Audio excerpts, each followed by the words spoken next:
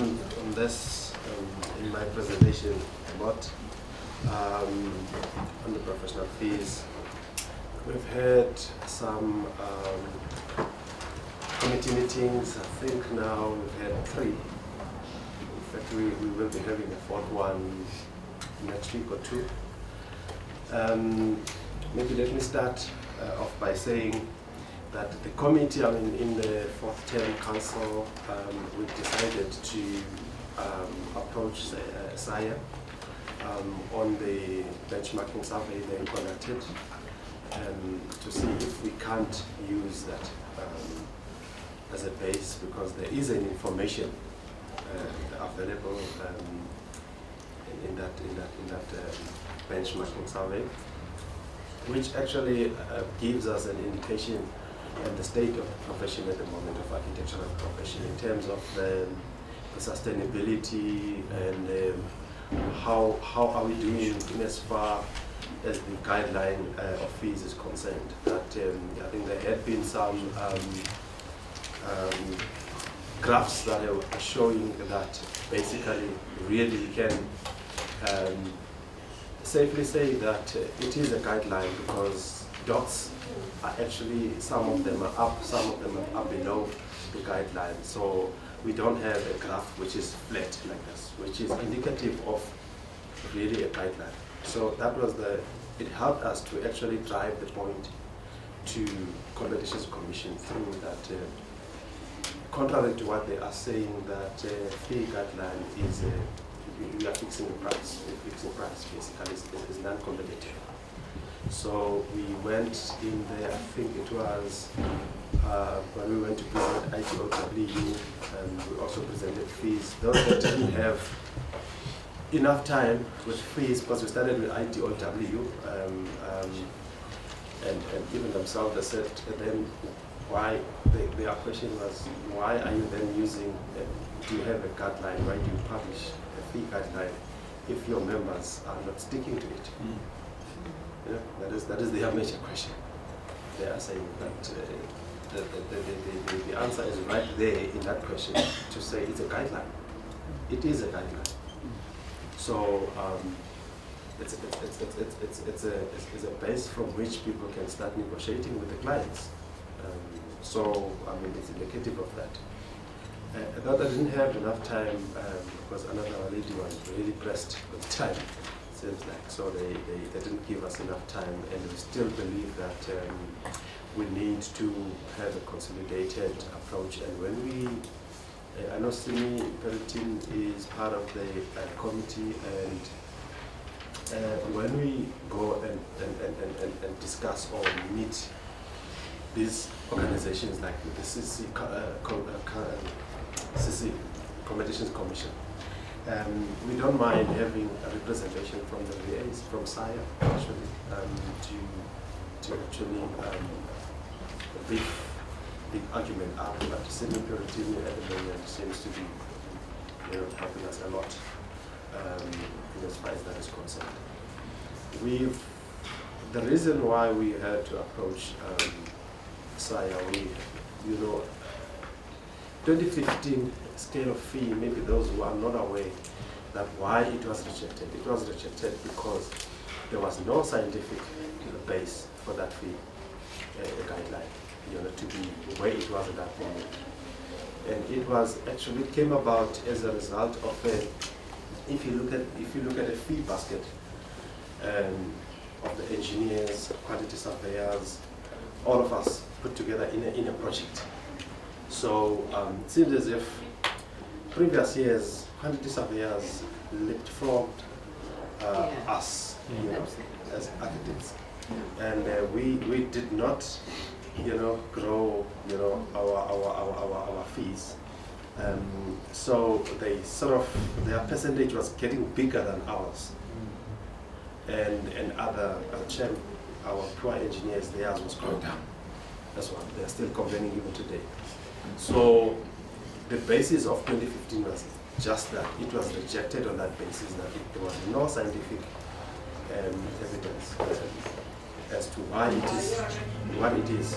So it was rejected on that basis. But it's recognized. We are using it in most of the government projects. We are using that fee guideline as rejected as it was.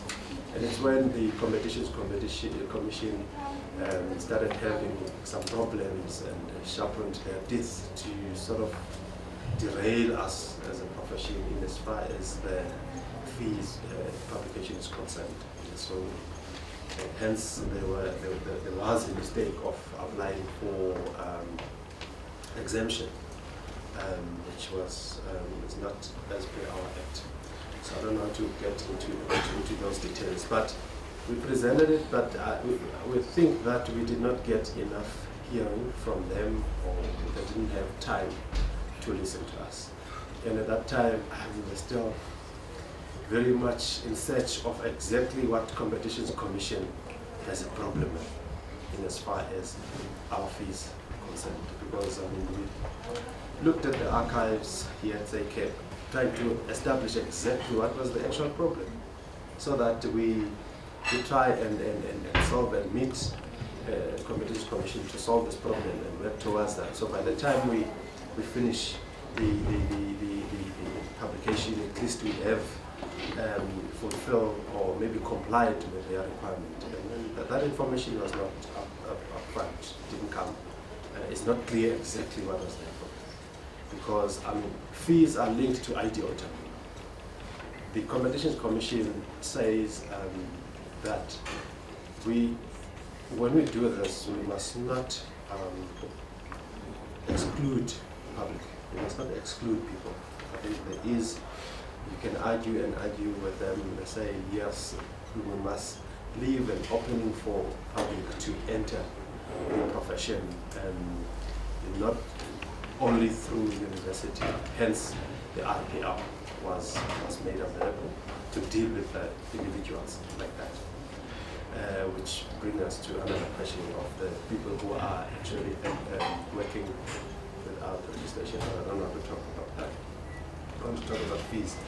So the fees, yeah, we met and we actually appointed an actuary as a number crunching guy, because we were not good at numbers as most of us in this profession.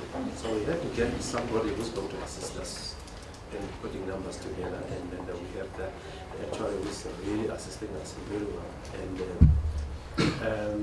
we looked at it because we want to come up with something different, not to sort of take 2015, but 2015, you know, it's a no-go area. We have a benchmark which indicates a very low fee from the benchmark, you know. So we don't want to sell our profession based on the results of the benchmark. The benchmark are actually indicative of a profession which is dying, you know, because of the procurement policies, tendering, and other issues. So now we have to strike that balance that when we use the survey, we don't expose the profession to a situation where they say, your people are actually pricing it like that. So therefore, why don't you stick to what your survey says? So we also, I mean, survey goes on to talk about the salaries that are very low in our profession, you know, the issues of the training that is not happening because of the fees of the tendering and all of that. But at least we are using it as one of the base. And then from there now, because we had you know, as I said, we met CBE, and they seem to be pushing us away from the project or the cost-based fee. Wanted us to do a resource-based fee, and then we said, you know, that it is our opinion that it's not going to work for the profession, and therefore, but we will consult about it with our VAs, because now they want us to use the same approach as attorneys, basically. So it's really attorneys. It's not going to work. So that information again, because at least we could demonstrate the SIA benchmark survey. conducted the research, whatever outcome it is, but we've got something that we can argue about. You're saying let us move from this point to that point. Can you give us scientific evidence which is pushing us from there to there? None of these things come. So that is CBE. Really, it seems like they're getting information somewhere, I don't know, but it's not scientific what they're basing whatever it is. I think we said our argument, but it is safe to say, let us maybe call for another approach. If you say, okay, let us look at another way of working out or publishing fees or working out fees, rather than dismissing this or the other. You know, they seem to have, when they came back this year, they called us in, because we were actually pointing us to say we are not publishing, we are not really meeting our mandate as SACAP because of you guys, CBE and the Competition Commission, because you rejected our fee. I mean, as per our act, we are actually mandated to publish a fee guideline. So that's what we're going to do, and with the help of Advocate Fiduli, and then we took a strong stance to say we're going to publish a fee guideline. If you're not happy, we will meet in court. Simple and straightforward, because this is what our act says, you know, so that we must publish a fee guideline.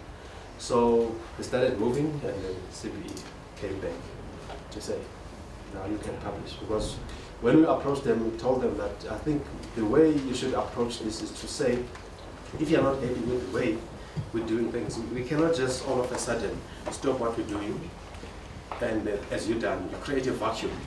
We are in the vacuum at the moment, and we have nothing in place, and then you expect us to come up with a new approach. It might take us 3 years, it might take us 4 or 5 years. The way we want to do it, we want to do a realistic fee calculation based on data that must be obtained from RPs, from the practicing companies, and that needs a time, you know, a lot of time. But we told them that minimal, it won't take less than 3 years, and probably to be realistic 5 years to come up with this information that we want to use and the data as a base for us to calculate the fee going forward, because we want to be able to say a project of this size, given from the data that we got from our RPs, from our practicing firms, it takes this much, and you have to expend so much on the overheads, and then you must make so much profit. Profit. At the end of the day, you must make profit. It must make business sense. Otherwise, it doesn't make any business sense, so it's not worth it. The profession is going to die. So, seems to have now thought about it seriously, and now they have allowed us to. They are pushing us to actually publish. So I don't know. We don't know, because I can tell you that this month we probably will have something to submit to you to have input. We'll take your inputs, and then next month we will submit it to CBE. And our target is end of the year, at least by January, let's have a new fee guideline. You know, we cannot work in the vacuum for so long. So that is our target at the moment. Our actual guy is working very hard, crunching numbers, working out, and then we're using 2015. We're using a fee benchmark survey as the data we base whatever we do from, and then we just add a certain percentage, and those percentage that we're adding, we are sort of taking into consideration, putting factors, for example, the salaries, taking market-related salaries, that at the moment our profession is not paying. We're not paying market-related fees, salaries at the moment.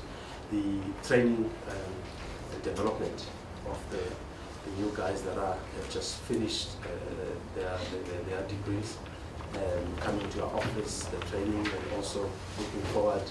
And then of course the profit that we have to make, and taking those into consideration, and then see and measure it against 2050. So that's where we are, and I must say, yeah, it's looking good, and it's not, let me not say it's looking good, but we will have something.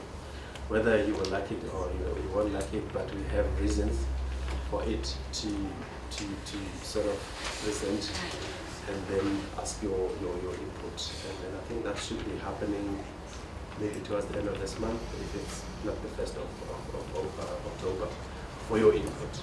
So hence I was saying that we can shorten this long period by actually putting our, we should have sort of given this to VAs while working. VAs are also working on the same thing. It doesn't matter, and then we just combine the two, and then we take the common issues, and then we come up with a solution to the problem. But that is an agenda for another day. How do we improve the way we do?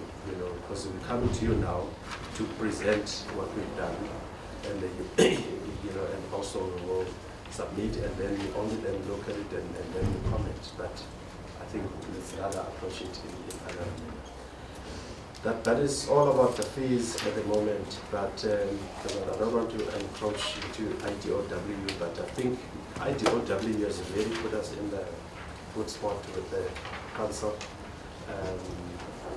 the Collections Commission, that they really want to utilize SACAP IDOW as a template across the councils. So that's what we need, whether it's good or bad, but that is the space we need. That as SACAP, we must be the ones who are leading this profession. So that's where we want to go. I think without any further time, I think that's what it is. We are working hard, and we will be conducting with regards to fees.